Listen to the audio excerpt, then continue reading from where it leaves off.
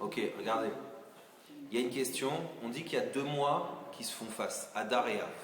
Adar c'est le mois dans lequel on est, et Av c'est le mois de la tristesse, destruction du Beth Amikdash, Tisha B'Av, etc., etc. Et le mois de Hadar c'est le mois de la Simcha. Et il y a une explication qui dit qu'au mois d'Adar, il faut mettre sur sa porte Mishenichnas Adar Marbim Besimcha. Il faut l'inscrire.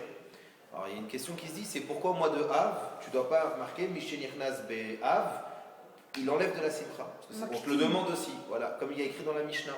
En plus c'est écrit clairement dans une Mishnah.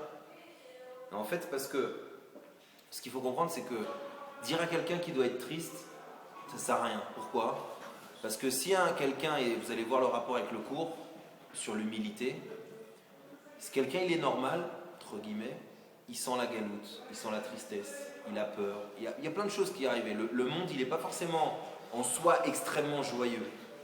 Ça veut dire que quand tu, par exemple, tu as une voiture, ben, tu auras des problèmes de voiture. C'est comme ça, faut pas. Si tu veux pas avoir une crevaison, ben, n'aie pas de voiture. Mais si tu as une voiture, c'est possible que tu aies une crevaison. Donc dans l'optique du mois de Av, on n'a pas besoin de te rappeler de faire attention et de te calmer. Par contre, dire à quelqu'un soit Bessimcha, il faut lui rappeler. Pourquoi ? Maintenant vous allez voir la Nekuda par rapport à Vaïkra, la paracha. Dans Vaïkra, si vous regardez dans le Sefer Torah, il y a un petit voilà, le Aleph il est petit. Dans Vaïkra, la paracha de cette semaine, le Aleph de Vaïkra il est écrit en petit. Il y a plein de pérouchim, un des pérouches, pourquoi ? C'est pour expliquer l'humilité de Moshe Rabbeinu. Alors ok, c'est quoi l'humilité ? C'est quoi le rapport avec la joie ? C'est quoi être humble ? La hanava, comme on dit en hébreu. Eh bien il y a un truc très simple. Être hanav, il y a plein de définitions. Celle que je vous ai donnée, elle va vous aider à être Bessimcha, David. Et pourquoi ? Vous allez voir l'histoire. L'humilité, c'est une des définitions qu'on peut donner, c'est ce savoir voir l'évidence. Savoir voir l'évidence. Tu vas me dire, mais quel rapport avec l'humilité ? Moi, je t'explique. Si tu comprends à l'évidence que Dieu est constamment présent, que Dieu crée le monde à chaque instant, que Dieu, il peut tout faire, tu te rends compte que Eno de Milvado, qu'il n'y a rien d'autre que de l'Elokut. Et si tu comprends ça, tu te rends compte que toi, ben t'es un homme. T'es vachement petit par rapport à tout ça. Ça ne doit pas te rendre triste. Au contraire, tu dois te dire, mais attends 2 secondes. Mais si en réalité Dieu, il est tout le temps avec moi, il m'aide, il est avec moi, il crée le monde, il fait tout. Alors sauf, de quoi je m'inquiète ? De quoi je m'angoisse ? Pourquoi je suis tout le temps en train de me prendre la tête ? Pourquoi je suis tout le temps en train d'être doeg ? Une des choses très intéressantes aussi qu'on a fait, une fois à Tel Aviv, vous savez que tout le monde dit, enfin plein de gens disent qu'il y aura des tremblements de terre, alors ils adorent prévoir. Et ils disent qu'il y aura un très grand tremblement de terre en Israël, bon ça fait Hachem depuis au moins la création qu'ils prévoient. Mais malgré tout, une fois ils ont été à Tel Aviv parce qu'il y avait une société qui proposait de renforcer les immeubles. Donc ils venaient dans les immeubles et ils renforçaient les immeubles contre le tremblement de terre. Et ils ont parlé à des gens, les journalistes. Ils disaient, ok, ça vous inquiète ? De quoi ? Je sais pas, ça vous inquiète, ouais, des sociétés qui renforcent vos immeubles, etc. Vous êtes inquiet ? Réponse, non. On va dire, bon, pourquoi ? Réponse, qu'est-ce que vous voulez que je fasse ? On dit, pourquoi ? Qu'est-ce que vous voulez que je fasse ? Qu'est-ce que ça veut dire ? C'est pas une blague. Ça veut dire quoi ? Ça veut dire que Tarles, ils te disent, mais pourquoi tu veux que je m'inquiète ? Le tremblement de terre, je sais pas quand il va venir, et de toute façon, je peux rien faire. Alors, qu'est-ce que tu veux que je me prenne la tête ? Qu'est-ce que je me prenne la tête ? Qu'est-ce que ça veut dire ?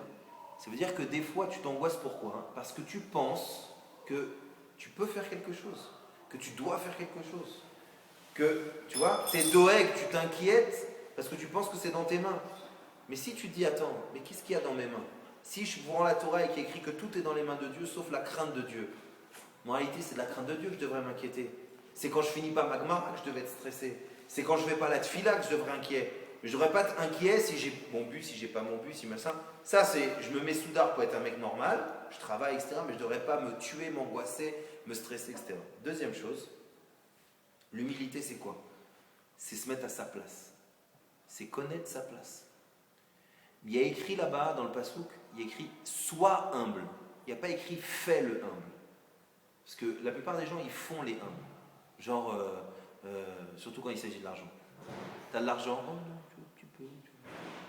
Tu as des trucs, oh non, non. Ils n'ont pas compris. C'est humble, l'humilité, c'est pas s'humilier, ça n'a rien à voir. L'humilité, ça veut pas dire, ça, on va te dire, t'es grand. Oh non, non, pas du tout. Le mec fait 1m95. Sois pas lourd. Sois pas lourd, sois pas bête. L'humilité, c'est pas ne pas dire la vérité. L'humilité, c'est de savoir se mettre à sa place. L'humilité, c'est savoir que Dieu dirige le monde et qu'en réalité, toute la hatzlacha que tu vas avoir, c'est grâce à lui. Donc, quelqu'un de humble, ça peut être quelqu'un de très grand. Exemple, Moshe Rabbeinu. Anav Meod, la Torah elle dit. Qu'est-ce que ça veut dire? Ça veut dire qu'il est le libérateur d'Égypte, il est le mec le plus puissant, il est tout ce que tu veux, d'accord? Tout ce que tu veux. D'accord? Tout ce que tu veux. Il n'y a pas comme Moshe. Et pourtant, Anav. Pourquoi il est Anav? Parce que Moshe Rabbeinu, avec tout ce qu'il fait, avec tout le poids qu'il a, avec tous les miracles qu'il a fait, etc., tout le temps il se dit, moi, je suis rien. Ce que je fais, c'est une ishtadlout, c'est un effort, c'est un maasé, mais tout est dans les mains de Dieu. Quand tu arrives à une madrega comme ça, de comprendre qu'en réalité, la réussite, la santé, tout est dans les mains de Dieu et que toi, tu es là pour faire de ton mieux, pour faire les bonnes choses, pour faire la Torah, les mitzvot, etc. D'un coup, non seulement tu es humble, mais en plus tu es bessimcha. Ça te rend heureux. Ça te rend heureux parce que tu te dis, mais en réalité, la personne la plus puissante au monde, la personne la plus riche au monde, le meilleur docteur au monde, Calva Homer, c'est lui. C'est lui la banque illimitée. C'est lui le meilleur médecin. C'est lui. C'est lui qui crée à chaque instant le monde. Et si moi je comprends qu'en réalité, là où je peux avoir un lien avec lui, si je suis humble. C'est-à-dire quoi être humble aussi? C'est quoi le problème de l'orgueil? L'inverse de l'humilité. C'est que l'orgueil, ça prend de la place. Là, il y a bientôt Pessah qui arrive. Il y a Pourim d'abord, peut-être Pessah. J'espère qu'on le fera au Beth Amikdash. Mais Pessah, Pourim aussi, parce que alors là, ça va être la faute. Mais Pessah, c'est quoi? C'est la différence entre un pain gonflé d'orgueil, donc un pain c'est gros, et la matzah fine. Fine. Il n'y a pas d'orgueil. Et c'est ça la différence. Ça prend moins de place. Quand tu as de l'orgueil, tu as des avis surtout, tu n'as pas de place pour les autres. D'accord? Tu n'as pas de place pour les autres, parce que rien que quand toi tu t'imposes, toi, moi, je veux, tu n'as ni de place ni pour ton frère, ni pour ta mère, ni pour le voisin, c'est fini. Rien que quand tu t'assois, il y a 2 kilomètres à la ronde, c'est moi. Et ce qui est grave, c'est que dans la société moderne, quand tu dis sois humble, on te dit ah ouais d'accord, donc sois humble, c'est-à-dire fais-toi frapper, on va se moquer de toi. Sois humble, ça veut dire tu te la fermes, c'est genre le jbim, tu vois. Et la Torah elle te dit ouais, ben c'est marrant parce que le plus humble c'est Moshe Rabbeinu. Il n'y a pas eu le plus grand dirigeant du Ham Israël depuis Moshe. Alors comment tu... Et pourquoi? En réalité, humble dans les sociétés modernes, c'est tumble, c'est idiot. Pourquoi? Parce que dans les sociétés modernes, tu n'es rien, mais tu te vantes. Alors je ne charrie pas les élèves, mais il y a un peu de ça des fois. Moi, quand j'étais jeune, tu avais un mec qui faisait le premier cours de boxe. Au deuxième cours de boxe, il faisait des blagues dans la rue, tu vois. Attends, il lui dire, mais cool, attends, 2 secondes, attends d'être sûr. Prends ton temps. Non. T'as le mec, il a un ordinateur, il est Bill Gates. Tu vois? C'est complètement délimité. L'orgueil, il est... Et en plus, vous, qu'est-ce qu'on vous dit? Tu veux réussir, mais vas-y, il faut que tu te montres, il faut que tu sois une grande bouche, il faut. Il n'y a pas le choix. Si tu es humble, mais personne ne va te regarder. Si tu es humble, mais personne ne va te regarder. Comment tu... Mais rien. Et la Torah, elle te dit, aucun rapport, Titi. Ça dépend. Si tu veux être de l'air, ouais, un ballon, tu peux. Mais si tu veux être quelqu'un de construit, l'humilité, c'est l'arme la plus grande. Parce que l'humilité, je répète, elle te permet d'être à ta place. Or, il n'y a rien de pire que quelqu'un qui n'est pas à sa place. Je prends un exemple très simple. T'auras